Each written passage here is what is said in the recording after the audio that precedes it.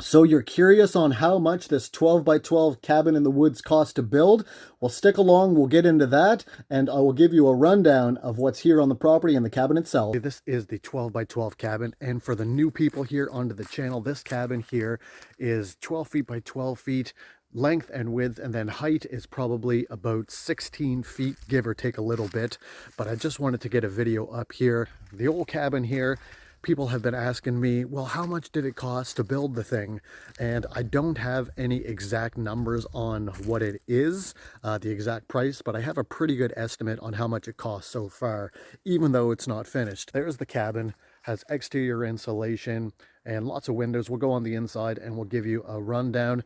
And I would say pretty conservatively that that the cabin is maybe under $10,000. Now, if you wanted to build your own cabin just like this, or even similar, it's going to depend on how you source your wood, is the varying prices and all that.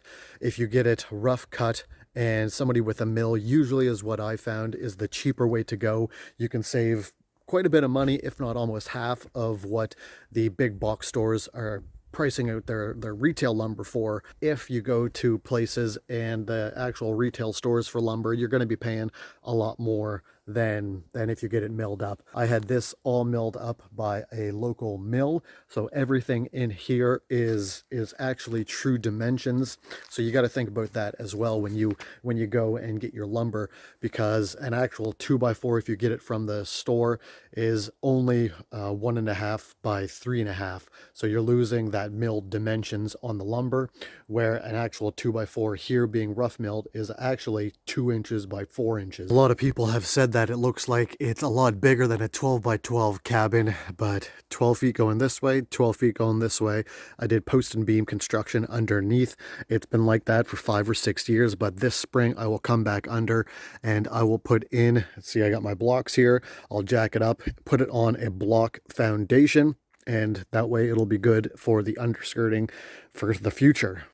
The floor of the cabin is 2x6s going across the span on top of the posts and beams, and underneath inside the 2x6s I have my rigid foam insulation, just like you see here with my silver board. So I laid that down for my floor and then built everything on top of that. So even though there is no underskirting on here, wind can flow through, and I haven't found that big of a difference in the winter months with my feet being cold and things of that nature. So it's actually worked out pretty well. I could go back in and around when it's all said and done and add in more underneath as well, just to provide that extra added warmth.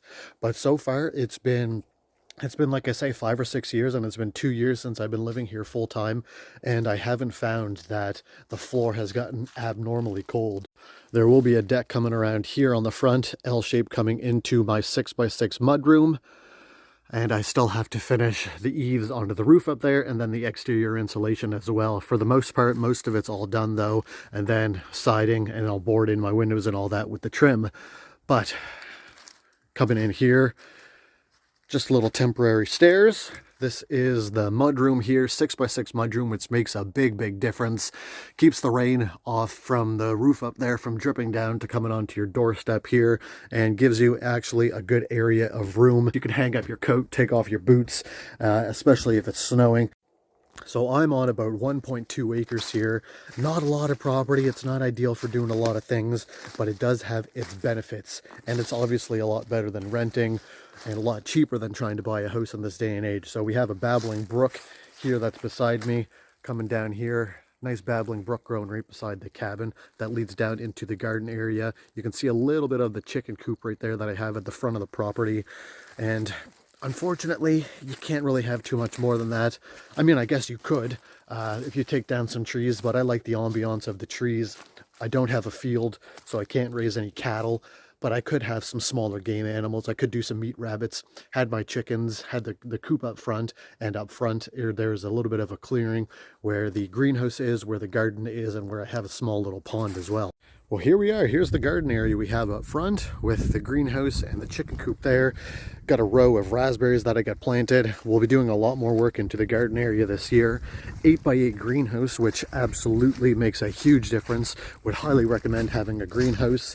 Got the herb spiral with some still herbs that are on the go. And here is the pond, a little tiny pond that I would like to get dug out as well. But this is the first time that it's been filled since the springtime because we had a really, really dry summer. 8x8 greenhouse, absolutely great as I mentioned before. Still stuff, got a couple bit of tomatoes that are grown in here as well. So this is definitely a must for any kind of homestead, and have the vents up top to let out the heat. Just got to set up a pulley system. Now going from the garden area, we have the trail going all the way back. Chicken coop is over here on the left hand side, but this is the trail going all the way back to the cabin. You can kind of see it with the smoke coming out of the wood stove right there. So let's take a walk back. We'll head back inside and we'll check out the inside of the cabin as well. There she is coming up into the distance, and like I say, the cabin's still not done yet, and we're into the fall months. Still good to go for the winter with the exterior insulation. Nice wood stove on the inside, as you can see the smoke billowing out there at the top possibly.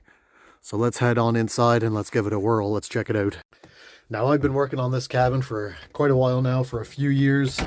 Some people may go a little bit faster than I have getting it built, and then other people may be a little bit slower. Just kind of depends on the money situation.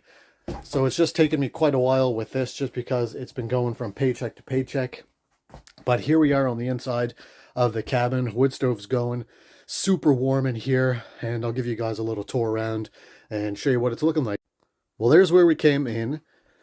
So the mudroom just over here, and then we'll come in here, and then over to the right is the living area. Most of the walls are done in 4-inch cedar tongue and groove. So this one's cedar tongue and groove, and then over here this back wall is cedar tongue and groove as well. Kitchen area into the back here. Just recently built my custom pine cabinets, which makes a world of a difference in storing everything. Don't mind the mess I haven't cleaned up from last night for dinner, but a little tiny kitchen until we get the add-on done.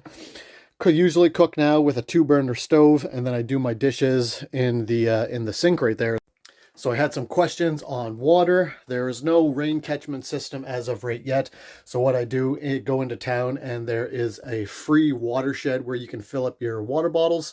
So I go there and I fill up 4-liter jugs for cooking and cleaning. And then I just go to Walmart for the 18-liter jugs for drinking water. And until I get my rain catchment system all good to go, that's done me for the last couple of years and works great.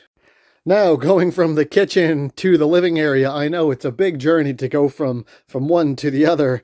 I have some school workouts, so not to worry about that. But just a tray that I use for eating dinner as well. It doubles as nice full-size couch to lay down, do some relaxing in. Usually put my iPad on this area right here, and can kind of use this area as my entertainment and study area. Here is the wood stove. Now, some people say that it's a little oversized for the area, but, you know, it works absolutely great. Stove that I got to redo, got to give it another repaint, but it's nice and warm in here. We have the thermometer sitting at just above 200 degrees, and some people think that the wood stove here may be a little bit of overkill, but it warms this place up absolutely nicely, especially when you get used to the amount of wood to put in it for the day. Great features I love about this cabin are the windows. I designed it so there's a lot of windows here, which lets in a lot of natural light. 9-foot walls, which makes the walls seem bigger and makes the space more inviting. Second story this is the underneath of the second story here with the bedroom sleeping loft. We'll head up there into a minute. But so far so good for the last 2 years of living here. This will be my 3rd winter, and the wood stove has been working well. It can fit in, I'll fit in some wood over here. It can fit a 16 to 18-inch log in here and warms it up absolutely nicely. Apologize for the low lighting in here. It's getting to be, you know, winter time's coming, so the light doesn't last as long as we'd like, and it's getting to be somewhat, you know, afternoon time and a little bit darker. But we're going to head up the stairs, and we'll check out the bedroom sleeping loft next. So here we are. Now, some people think that these stairs are a little steep. Now, mind you, yes, they are a little bit steep, but I figure it will be a lot easier to do the stairs this way with 2 landings as opposed to a ladder going straight up. And now, it may take a little bit more room, yes, but it's just a lot easier than going straight up and down what it would be a ladder to get up to the loft. I still have to do a railing on the stairs here and over here. The only reason I haven't is because I want to lay the floor down first, and if I build a railing, I'll have to take it all apart and move the bottom layer of the stairs as well. So let's head up the stairs, and we'll go up to the first landing here, which leads up to the second landing. And I'm going to have to open up the blinds because it's still dark on the inside of the bedroom, so bear with me. Well, here we are. Here is the bedroom. Makes a big difference having the bedroom off of the first level, as it would take up so much room. So that's the reason why I went with the second level for my bedroom sleeping loft. Have a custom maple railing that I took from branches and trees that are on the property. Makes it a little bit safer and works absolutely awesome. I have a double bed up here, so lots of room still left. Now, I know I could put a single bed and have even more room, but you got to be able to stretch out when you're going to sleep at night. There is a custom laminate flooring that I laid down in previous videos as well, and there's even enough room up here to have as every home seems to have, is a chair to hold all your clothes. But when this is all cleaned up, I use this as a nice reading area before bed. So this is the bedroom area and the second story sleeping loft. Lots of room up top for for headroom and everything, and works so much better than having your bedroom downstairs. Now, like I say, I don't have an actual hard numbers for a certain figure on how much the old cabin has cost to build, but I would say it's probably, give or take, I'm probably going to say less than $10,000 is where we're sitting at. So not too bad at all, in my opinion, considering you can't get anything for around that price now for an actual house-wise, not unless you get really lucky and you come across it by word of mouth or in a tax sale. So I know people have been wondering, and I would say the best guess for me for the cabin at least is right around $10,000. Now, mind you, that's still not completely finished, as I still need to do some interior and exterior insulation, do some interior walls like the one down here beside me. Don't worry though, because it's still covered up in vapor barrier. It's not just exposed insulation, and I still have to do some other things as well to get it completely finished. And then comes the fun stuff with the add-ons, like the deck. There's going to be an 8x16 kitchen in the back there, and then when that happens, I will move the outhouse from outside, and we'll have an actually inside bathroom, which will make a lot big of a difference, especially in the winter months. All right, I just wanted to give another tour. I know some longtime subscribers have seen and heard this stuff before, but I wanted to get it new and fresh for the new subscribers and anybody who comes across this video as well. If this has intrigued you, if you have gotten some inspiration for your own off-grid adventures and your own cabin build or tiny house life living, anything like that, be sure to hit the subscribe button and just turn on the bell notification. That way it'll notify you whenever a new video comes out.